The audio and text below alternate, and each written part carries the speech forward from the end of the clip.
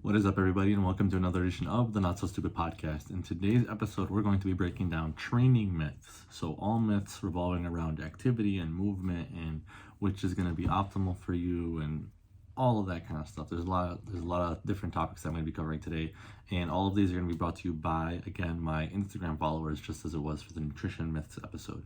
So, I posted on my story, what training myths do you want me to bust, and they gave me a good number of items for me to talk through, so I'm ready to get going with that and help you guys learn a little something about what the science and the evidence has to say about these different ideas that you've probably heard about. So going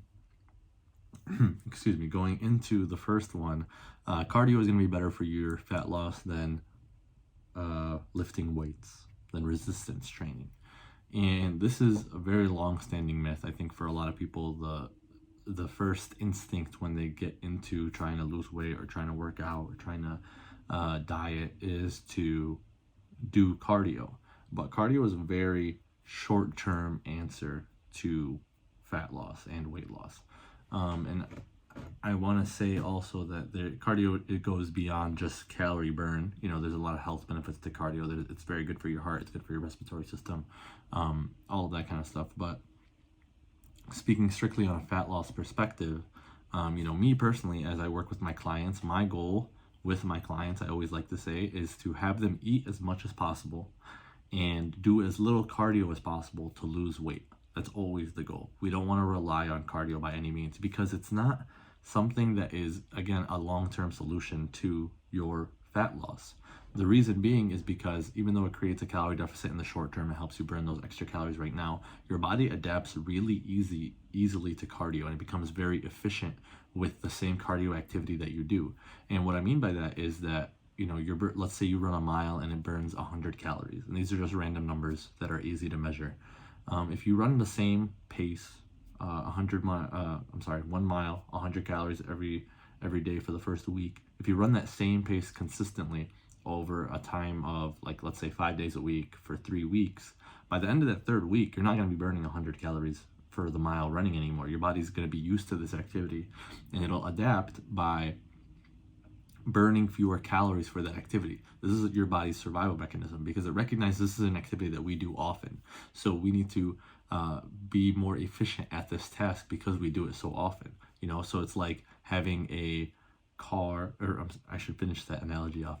Now, when you're at that third week, instead of burning 100 calories for that mile that you ran at the same pace, assuming you're not changing the pace or anything like that, you're now running that mile and you're only burning, let's say, 60, 70 calories by the end of that third week. And that's a really fast adaptation that occurs, right? And that's true for all cardio, because you can't really change cardio too much. You can change the pace, you can change the duration, and that's about it, but it'll still be the same to your body physiologically, and it'll react the same way. So your body will adapt really quickly to that, and you'll end up burning more calories. Again, this is just becoming more efficient with the movement.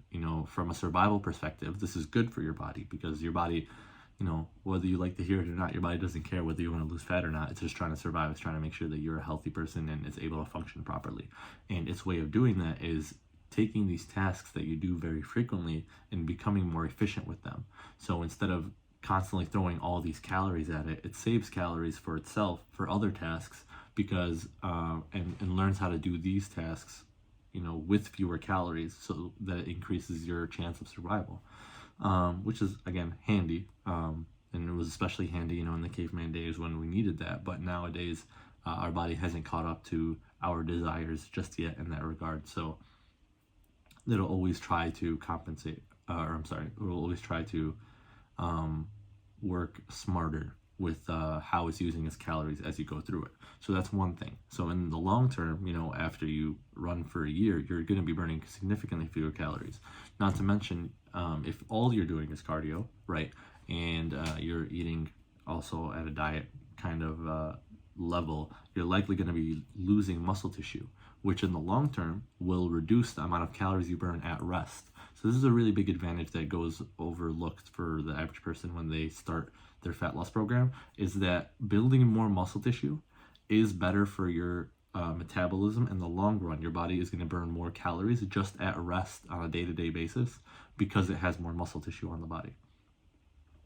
because your body's goal is to maintain all the tissue that you have, and all the tissue that you have requires some sort of caloric expenditure to maintain that tissue. Muscle requires the most calories to maintain. So the more muscle you have, the more calories you'll be burning at rest, and the easier it's going to be to stay in a deficit or stay at caloric maintenance without gaining weight, which is a really big advantage for the long term. Not to mention that just having more muscle for your body is healthier for you hormonally, it's better for your joints. There's a lot of other benefits beyond that, but for your long-term fat loss results, resistance training is going to be the key here. It's going to improve your metabolism and do all the things that I just mentioned it does. So there's those couple aspects of it. And then lastly, your risk of injury is pretty high if you do frequent cardio, particularly speaking of things like biking and running, where you're doing the same movement over and over and over and over again. So with running, for instance, you're hitting the ground, like if you're running a mile, you're hitting the ground at least 500 times for that 10 minutes that you're running a mile, right? If not more, depending on your stride length and things like that. But you do that a handful of times a week. That's thousands of times a week, tens of thousands of times a month. Your joints are taking a beating. You're hitting the ground as hard as you can, tens of thousands of times a month. That is going to lead to injury, and it very often does. Whereas with training, you can get the same amount of caloric burn during your training session doing 10 squats. Not just 10 squats, obviously a whole leg workout, but doing 10 squats where your knees flex and extend 10 times as opposed to hundreds of times. It's going to be a lot more joint friendly than running, assuming you're doing the proper form. And then beyond that, just the recovery aspect of it, when you do cardio, you burn more calories for a shorter amount of time. Your metabolism is boosted for a shorter amount of time. So after you finish the cardio session, your metabolism is boosted for usually about 2 to 4 hours for the average person. With resistance training, because you're breaking down muscle tissue and that takes a long time to rebuild, your metabolism is usually boosted for another 24 to 72 hours after you're done working out. So you're burning more calories for the next 24 to 72 hours after you're done with your workout, because your body needs to rebuild these muscle tissues that you broke down in your training session. And to do that, it needs to burn calories to turn those calories into rebuilt muscle tissue. So there's a lot more I could say about this, but I feel like I drove the point home here. Resistance training is always going to be more beneficial to you than cardio for your fat loss, for your weight loss goals. Now, cardio is still a helpful tool. Again, there's a lot of health benefits to it. There's a lot of ways that you can use cardio to improve your training performance as well, managing your aerobic capacity and things like that. But generally speaking, on a broad scope, it's something to be used sparingly and not something to rely on for your activity as a fat loss concept goes. So that is the first myth right there. That one took a good bit of time. Cardio is not better for weight loss or fat loss than resistance training in the short term and the long term. The next thing, on a similar note, it says fasted cardio is the best cardio. And, the idea here is that, which is a very logical idea, or I should say logical. It's a logical idea, but it doesn't actually translate well to reality, where if you're fasted, your body can't use the food that you just ate to do the activity, so it's going to use the body fat that you have stored to do the activity. Now, again, very logical. It makes sense when you think about it. It obviously does, but it's not actually what's happening here. You can make anything sound logical if you try hard enough, but it doesn't mean that's true. And the thing that I want to break down here is that no matter whether you're fasted or fed, you're going to burn the same amount of calories in that cardio session that you do exactly the same. The caveat here is that if you don't eat before, you're likely not push yourself as hard. This goes for both training and cardio. You won't push yourself as hard because your body doesn't know that there's still food available. So what it does is, usually what happens is if your body senses carbohydrates or sugars when you consume that before your workout, you're able to produce more of a force output. You're able to be faster in your training sessions because your body recognizes that I got fuel. I can use my energy more safely and know that I'll be able to be refueled because there's food around. Again, your body's main goal is to survive. So if it doesn't know there's food around, it won't it won't be reckless with the energy that it's burning. So it'll always hold back a little bit on you. So in a lot of instances, you'll burn more calories with a small snack or pre-workout meal beforehand, because your body's more ready to expend those calories. But going back to the fasted thing that we were talking about, if you're doing the same exact activity and you're doing that in a fed and fasted state, you're gonna burn the same amount of calories. You're running a mile at a 6-minute pace, whether you're fasted, whether you're fed, that's gonna burn the same exact amount of calories. Now, another thing that I want to say is that your body doesn't use the food that you ate right before for fuel for that activity right away. It usually takes 24 hours, 40 or to 36 hours, I believe, to use the food that you ate for the activity. So what your body's actually using to fuel the activity that you're doing is the food that it ate the day before, the carbs that it ate the day before. So whatever you had 24 hours ago, it's going to be used for that fasted cardio session that you do the next morning. That's usually how it works. It's not ready to be used right away. It's sitting in your stomach, being digested. It's not actually, in its usable form yet. It hasn't been converted to glycogen and sent to your muscles yet. It does not work that fast. So, regardless of whether you're fasted or fed, you're not even going to use what you ate right before. What you ate right before is more of it's a neurological cue for your brain to be like, okay, there's food. I can work harder now on this activity because I know there's food. It doesn't actually work as I ate this, I'm going to burn this right now. I ate this, I'm going to burn this right now. It's not that immediate by any means. So fasted cardio isn't the best cardio. It's just cardio that you enjoy doing. Or, I'm sorry, it's just a cardio that burns calories. Maybe you enjoy doing that, maybe you don't. But it's at the end of the day, again, it's as long as you do the activity, that's the most important thing. My suggestion is always, whether you want to be fasted or fed is completely a preferential thing. Some people like working out or doing cardio on an empty stomach, and that's understandable. You don't feel as heavy, you want to feel light when you're running. It just feels smoother for some people. That's perfectly fine. There's nothing wrong with doing fasted cardio, but it's not better for you than fed cardio. It's really, truly a preferential thing. At the end of the day, if you eat the same amount of calories in the day, you do the same activity in the day, having it before or after or not at all isn't gonna impact how your body changes over time. So at the end of the day, your total calorie intake is what matters. The activity you're doing is what matters, and whether it's fasted or fed is purely preferential. So fasted cardio is not the best cardio. That is a myth.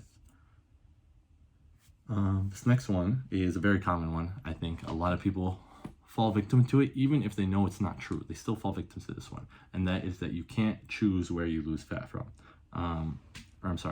The myth is you can choose where you lose fat from. So if you want to lose weight from your midsection, you're going to do more ab workouts, right? It doesn't work like that at all. Your fat system, or your fat burning system, is going to lose fat equally across your body in equal proportions. There's going to be some areas of your body that lose fat slower. Obviously, those are your stubborn areas. People hold fat in different areas, and that can be really frustrating if that's the area you want to lose in. But usually, you'll be losing fat from everywhere, but at different rates from everywhere. So, if I'm losing, I don't even know how to say this as an example. Let's say if I lost a pound of fat, and my stubborn area is my midsection, I maybe lost 10% of it from my midsection, 90% from the rest of my body, 50% maybe from my legs. Maybe my legs aren't a stubborn area. They lose fat really fast from that area. That's where it's going to lose most of its fat early on. But that midsection might be the last thing to go, or it might be the slowest thing to go. And that's very normal. But when you're losing fat during a fat loss process, your body is losing it from everywhere. You can't choose where to lose it from. What you do when you choose and target a specific point is you're working out the muscle in that area. The only thing you can do with workouts, the only thing you can do with exercises is focus on that muscle that is there. So if you're working out abs the entire time, you're training your ab muscles, and that's cool. And depending on your diet, maybe your ab muscles, and this might be where it's a hindrance for you, maybe your ab muscles grow and it accentuates your midsection more because you're expanding the muscle underneath it, and it pushes out the fat even further. And that gives you less of the shape you want, right? Because, and not to say that you shouldn't do ab workouts or whatever, but focusing on that and doing it consistently, and depending on how your diet is and depending on the type of workouts you do, which is really important, it depends on what you're doing, can lead to that. I've seen that happen. For other people, I know with men this happens pretty frequently, where they don't like how their chest is shaped. They might hold fat in their chest, so they'll focus on training the lower aspect of their chest. So they'll do decline workouts, they'll do dips, things like that. But what that does is it trains the muscle underneath there, and it actually builds that aspect of your chest more, and it makes it less visibly appealing. It gives you the opposite effect because the muscle underneath it is growing, and that means that the fat on top of it is growing out more, and the shape isn't what you want it to be. So it's like a very, and again, this is, I gotta reference this every time, it's always going to depend on the diet, how you're doing the training and things like that, but this is something that happens pretty often for a lot of people, where they focus on the muscle underneath because that's what they think they're training. You're not, and that muscle ends up growing faster than the fat ends up losing in that area, and it gives them an opposite look of what they're after. So, all this to say that you can't choose where you lose fat. Doing a workout at a specific body part is going to work the muscle at that body part. It could grow the muscle at that body part, and it could make the opposite effect for you. Or it could just grow that muscle there and give you a toned look and actually help you out. It depends on where you're at in your fitness journey, how much weight you have to lose and things like that. But you can't choose where you lose fat. You just gotta train all the muscles equally. You gotta be on top of your nutrition, get 8 hours of sleep, all of the fundamental things that you need to do to lose weight, and just be patient, because you focusing on it more isn't going to help it lose fat faster. It's not going to work like that. All you're doing is training that muscle harder that's in that spot, and that's all that's going to happen. None of your workouts that you do will ever work out the fat tissue. It's always going to work out the muscle tissue, because the muscle tissue is what moves your joints around. It's not the fat tissue in that area. You can't choose where to lose fat. Your body doesn't work like that. And this is one of those things, like earlier I said, you could logicize. You can make anything logical. It makes logical sense that if I want to lose fat in my chest, I could do chest workouts. That makes logical sense, but your body just doesn't work like that. And understanding that is really, really important. It can save you a lot of frustration and headache going through things, because then it becomes a patience game, which isn't always easy to be patient, but it saves you, it gives you peace of mind that that's what you need to do.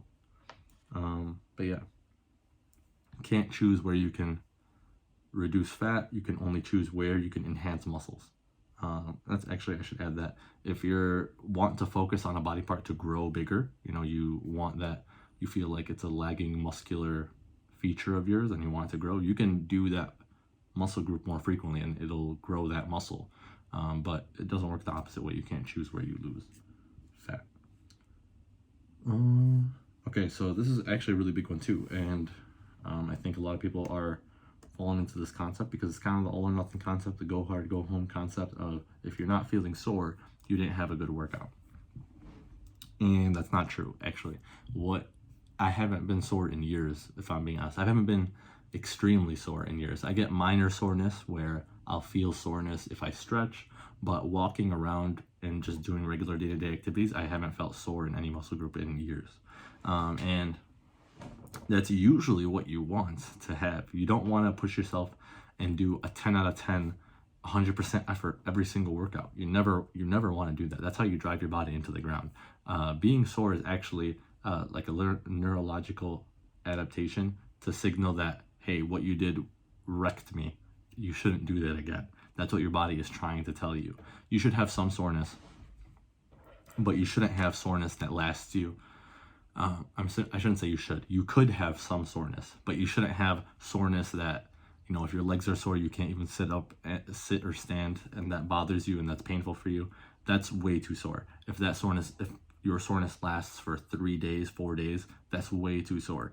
You shouldn't be more than like a 5 sore out of 10, and it shouldn't last for more than 24 hours, ideally 48 hours max. You'd never want to push yourself that hard all the time. That's doing way too much, because the magic in training isn't in the actual training. It's in the recovery after the training. And if your body can't recover because you're so sore all the time, it's in being sore is in a like this limbo stage of recovery where it's in the process of recovering, but it's not fully recovered yet. If you can't recover from your training, you're not going to reap the benefits. You're not going to lose the fat. You're not going to build the muscle that you want because your body never got the chance to rebuild the muscle that it needed to because you are constantly making it sore. You're constantly pushing yourself way too hard. So you usually want to, I use the RPE scale when I program for my clients. So that's how RPE is rate of perceived exertion, how hard you should push yourself for your workouts. Usually you want to be, there might be individual exercises where you push yourself to a 10, 9 or a 10 on the RPE scale, but as a whole workout, you never want to be more than a 7 or an 8 on average. You want to push yourself, but you don't want to push yourself to the edge. And there's a lot of reasons for this. One, again, is to help you recover more effectively, because again, the magic is in the recovery. You train to earn the right to recover. Without recovery, without giving your body the chance to recover, you're not going to see the results that you want. That's point blank period. That's a necessity. Two, your soreness will impact other workouts for the week and you won't be as effective for those workouts. So let's say, very simply, I'm doing push-ups. Let's say 20 push-ups is the max that I could do, and that causes me to be crazy sore, right? Just as an example. So let's say Monday I do 20 push-ups, and then 2-3 days I'm sore as hell. I can't do more than 3 push-ups the rest of the week. I can't do 20 push-ups again until Friday, and then again I'm sore another 2-3 days. So Monday I did 20 push-ups. Tuesday, Wednesday, Thursday I did like 4 push-ups a day. Let's say 5 push-ups for easy math. So now I'm at 35 push-ups. And then Friday I did 20 push-ups again because I kind of felt fully ready, but I didn't learn my lesson and I got myself sore again. So now 35 plus 20, we're at 55 push-ups for the week.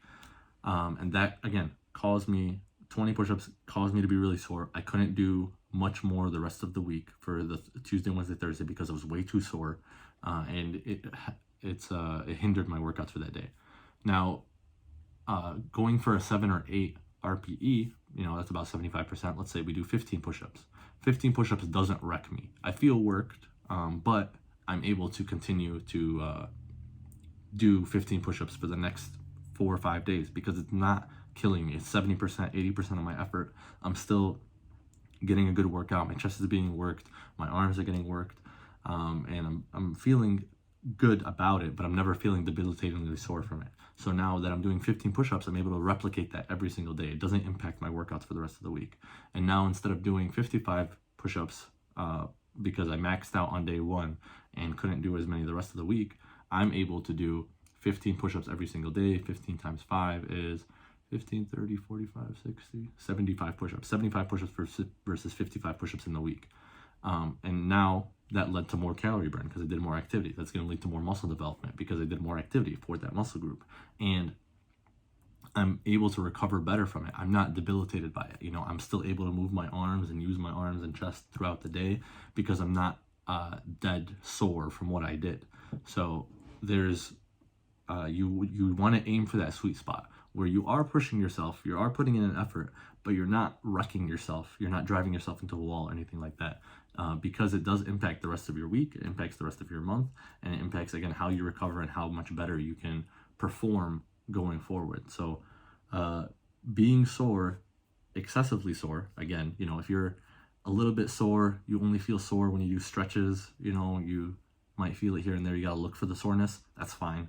It's normal to experience that. And if you're sore from specific situations where maybe you didn't get enough sleep, that's gonna be an issue where you'll be sore. You'll be more sore after that workout. Maybe you didn't hydrate as much. You'll be more sore after that workout.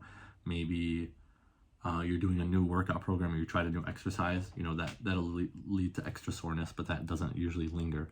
But if, going back to what I was saying, if you're constantly sore all the time, 24/7, because of how hard you're working out, or you're sore for multiple days afterwards, that is doing more harm than good to your body. So, ideally, you want to aim for that 1 to 5 out of 10 soreness, and it shouldn't last for more than 24 hours, if that, on a day-to-day basis after any workout. So, too sore is bad. Being sore often after a workout is actually bad for you. It's not the sign of a good workout. It's the sign that you overworked and are under recovering.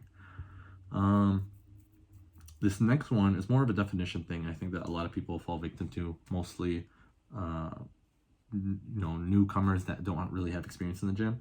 And it's when we talk about strength training, we talk about resistance training. Earlier in the podcast, I talked about how strength training and resistance training is going to be more effective for you than cardio. When I say that, I think a lot of people have the visual of barbells, dumbbells, machines, and just lifting really heavy, right? And in some instances, that's true. That is a form of resistance training. That is a form of strength training, but it's not the only thing. Resistance training and strength training, I use those terms interchangeably, is just about creating a resistance on your muscles. And sometimes you don't need any weight at all. You could do body weight squats. Your body weight is creating tension on your quads. It's creating tension on your hamstrings and causing your body to need to adapt to that and challenging your muscles and stimulating your muscles, right? As long as there is a resistance that is happening, you're doing resistance training, you're doing strength training. Using resistance bands is a form of strength training, is a form of resistance training. Using body weight exercises, same idea. It's the same form of resistance training. Using, your kids. You could use your kids as a form of resistance training. It's so much more than just weights in gym, barbells and dumbbells and machines. It's bigger than that. And you can get a lot more creative with it depending on your comfort level.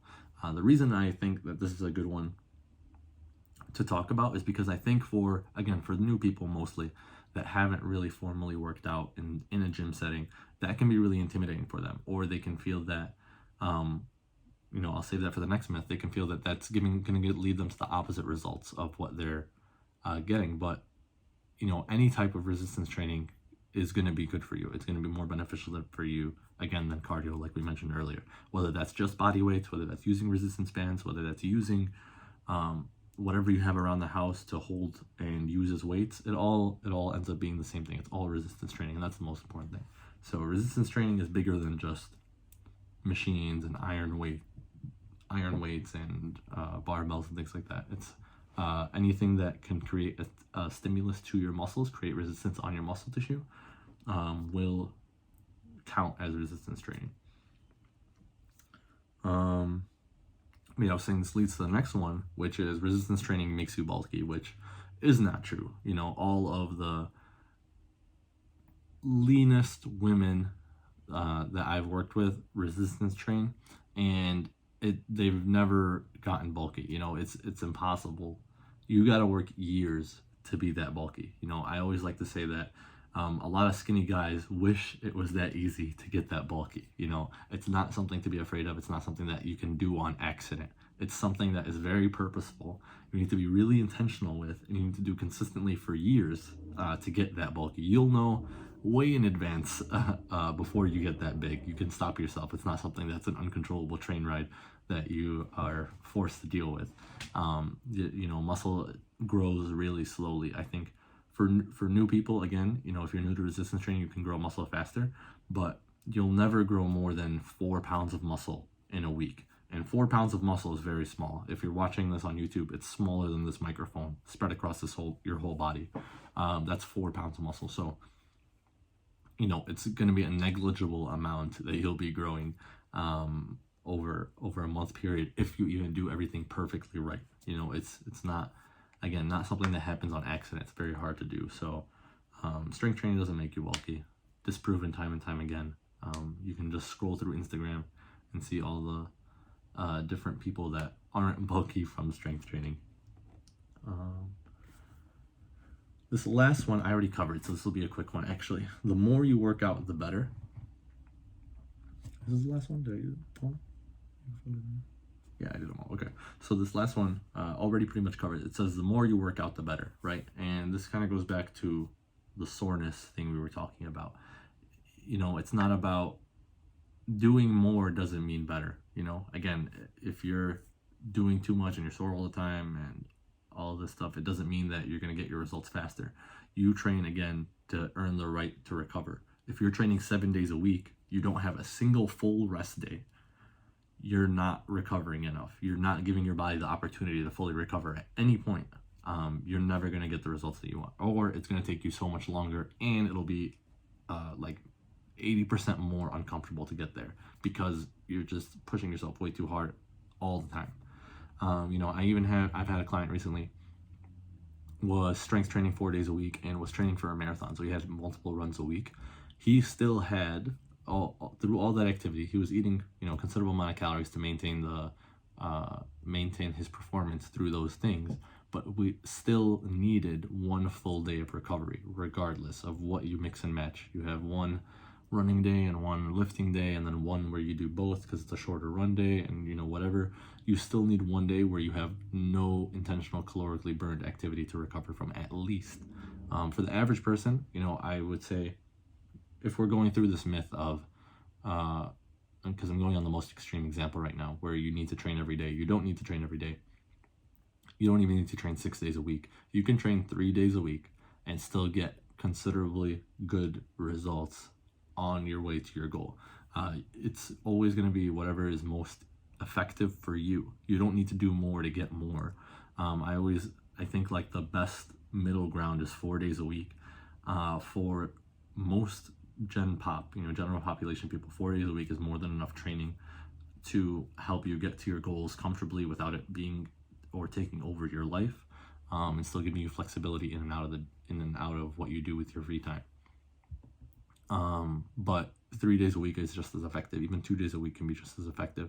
5 days a week is also pretty effective. But the important thing is you give your body that opportunity to recover. You train, again, to earn the right to recover. More isn't always going to be better, and a lot of times it's worse. You don't want to be in either extreme where you're not doing any activity, or on the extreme where you're doing too much activity. In a very extreme situation, that can lead to adrenal insufficiency, which is sometimes referred to as adrenal fatigue, and your body will literally reject anything that you do, and you won't be able to walk without feeling fatigued. That's the extreme end of working too hard and being underfed and under-recovered. And then obviously the extreme end of not doing enough activity is just being lethargic, having low energy, kind of same idea, but you're gaining weight instead. So you want to be in the middle ground, and the middle ground is very broad. Again, it can be 2 days a week to 5 days a week, 6 days a week, even, as I think for more experienced lifters is going to be a good what's the word I'm looking for? Is fair to do. It's not for everybody. 6 days a week is a lot. It's a big commitment, but some people like working out that much. So it's fine to do, but you just got to make sure that your nutrition is planned properly to help you recover from that just as effectively. So recapping that last point, more isn't going to be better. I just thought of one that I want to talk about, this last nutrition myth. And it's going to be, not nutrition myth, training myth. This last training myth is squats are good for your glutes. Squats are the best exercise for your glutes, I should say. They are not, which I've covered on some point in the podcast. I think it was a Q&A. Squats are not a glute dominant activity. Any hip hinge movement is going to be much more glute dominant and better for your glutes than squats. Squats are a quad dominant exercise. And not to say that you can't feel your glutes while squatting. Your glutes are working. They assist with hip extension, but they are not the focal point of that exercise. Again, the quads are going to be the main muscle work in a squat, a movement pattern, any kind of knee flexion movement pattern like that. If you want to focus on your glutes and you want to really create emphasis there, what you want to do is, again, hip hinge movement. So that's going to be your deadlifts, your RDLs, your hip thrusts. I can't think of any more right now, but those are going to be the big 3 right there.